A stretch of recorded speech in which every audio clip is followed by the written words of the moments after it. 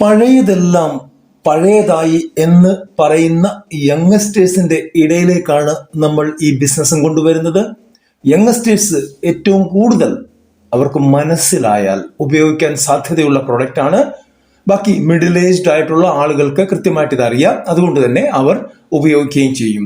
നല്ല ഗുണമുള്ള, നമ്മുടെ ചർമ്മത്തിന് സൗന്ദര്യവും ആരോഗ്യവും നൽകാൻ കഴിവുള്ള ഒരു പ്രോഡക്റ്റ് ആണ് ഇത്.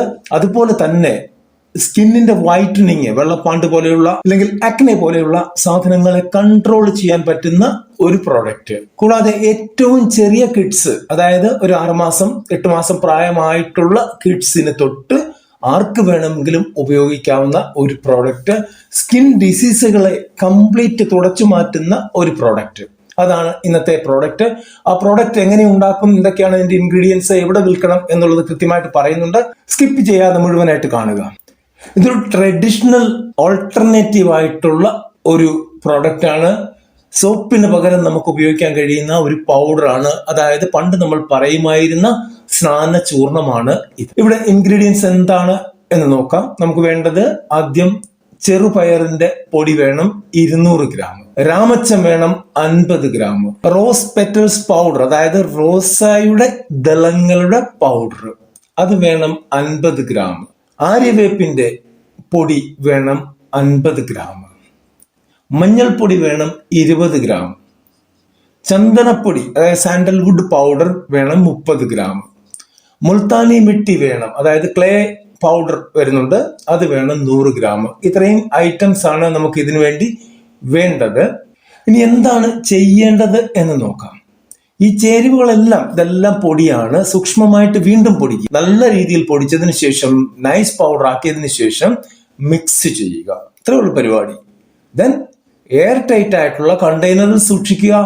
പാക്ക് ചെയ്യുമ്പോഴും എയർ ടൈറ്റ് ആയിരിക്കാൻ ശ്രദ്ധിക്കുക. അങ്ങനെയാണെങ്കിൽ നല്ല ഷെൽഫ് ലൈഫ് കിട്ടും. ഈ ഒരു പ്രോഡക്റ്റിന് 1 ഇയർ വരെ നമുക്ക് ഷെൽഫ് ലൈഫ് കൊടുക്കാൻ പറ്റും, അതായത് എക്സ്പയറി ഡേറ്റ് ഇടാൻ പറ്റും. വിൽക്കേണ്ടത് ഇതുപോലെ തന്നെ ചെറിയ ചെറിയ കണ്ടെയ്നറുകൾ, എയർ ടൈറ്റ് ആയിട്ടുള്ള പ്ലാസ്റ്റിക് കണ്ടെയ്നറുകൾ കൊടുക്കാൻ പറ്റും. ഇല്ലെങ്കിൽ സിപ്പ് കവർ വരുന്നുണ്ട്, സിപ്പ് പൗച്ച് വരുന്നുണ്ട്, അതിൽ കൊടുക്കാൻ പറ്റും. കാരണം എയർ കടക്കരുത് എന്ന് മാത്രമേ ഉള്ളൂ. എയർ കടന്നാലും ഒന്നുമില്ല, അതിന്റെ ഷെൽഫ് ലൈഫ് കുറയും എന്ന് മാത്രം. കാരണം അതിന്റെ സ്മെല്ലും അരോമയെല്ലാം പുറത്തു പോകും.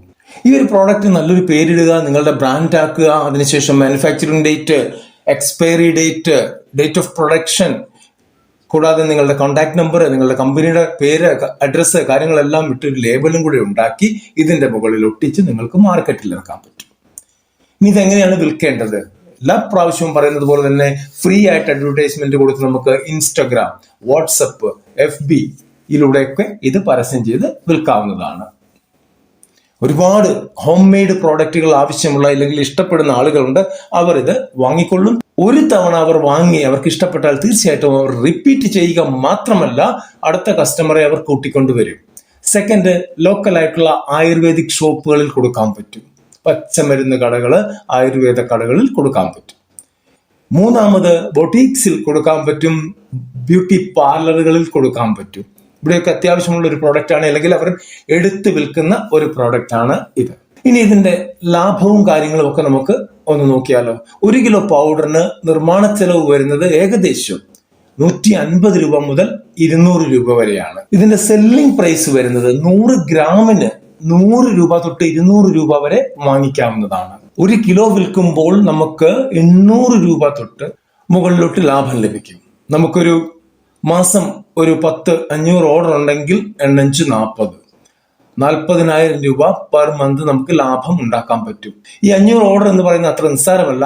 നിങ്ങൾക്ക് പക്ഷേ ആദ്യത്തെ ഒരു മാസം 50 ഓർഡർ, അടുത്ത മാസം ഒരു 70 ഓർഡർ, അതിനടുത്ത മാസം ഒരു 100 ഓർഡർ, ഈ രീതിയിൽ ഗ്രാജുവലിയേ ഇത് ഉണ്ടാവുകയുള്ളൂ.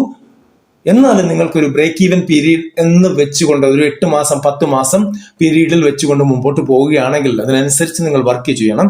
തീർച്ചയായിട്ടും നിങ്ങളുടെ 500 പാക്കറ്റ് പെർ മന്ത് എന്നുള്ള നിങ്ങളുടെ ടാർഗറ്റ് നിങ്ങൾ കവർ ചെയ്യും. ഒരു ചെറിയ പ്രോഡക്റ്റ് ആണ്, വീട്ടിലുണ്ടാക്കാവുന്ന പ്രോഡക്റ്റ് ആണ്, ഒരു ബുദ്ധിമുട്ടുമില്ലാതെ ആർക്കും ഉപയോഗിക്കാൻ പറ്റുന്ന പ്രോഡക്റ്റ് ആണ്. ഈവൻ കൊച്ചു കുട്ടികൾക്ക് പോലും ഉപയോഗിക്കാൻ പറ്റിയ പ്രോഡക്റ്റ് ആണ് ഇത്. എന്നാൽ ഒരു മാർക്കറ്റ് സ്റ്റഡി ഇതിന് അത്യാവശ്യമാണ്. ഈ പ്രോഡക്റ്റ് നമ്മൾ ഇറക്കുന്നതിന് മുമ്പ് മാർക്കറ്റിൽ ഒന്ന് അന്വേഷിക്കുക, ഇത്തരത്തിലുള്ള പ്രൊഡക്റ്റുകൾ വരുന്നുണ്ടോ, ഇനി അഥവാ വരുന്നുണ്ടെങ്കിൽ അതിന്റെ റേറ്റ് എന്താണ്, എന്തൊക്കെയാണ് ഇതിന്റെ ഇൻഗ്രീഡിയൻസ്. ഒരു പാക്കറ്റ് നിങ്ങൾ വാങ്ങിക്കുക, അത് പഠിക്കുക, പഠിച്ചതിന് ശേഷം അതിനും ഇംപ്രൂവ്മെന്റ് ഉണ്ടാക്കി നമ്മളുടെ പ്രൊഡക്റ്റ് മാർക്കറ്റിൽ ഇറക്കുകയാണ് വേണ്ടത്. അടുത്തൊരു വീഡിയോയിൽ കാണുന്നവരെ നന്ദി, നമസ്കാരം.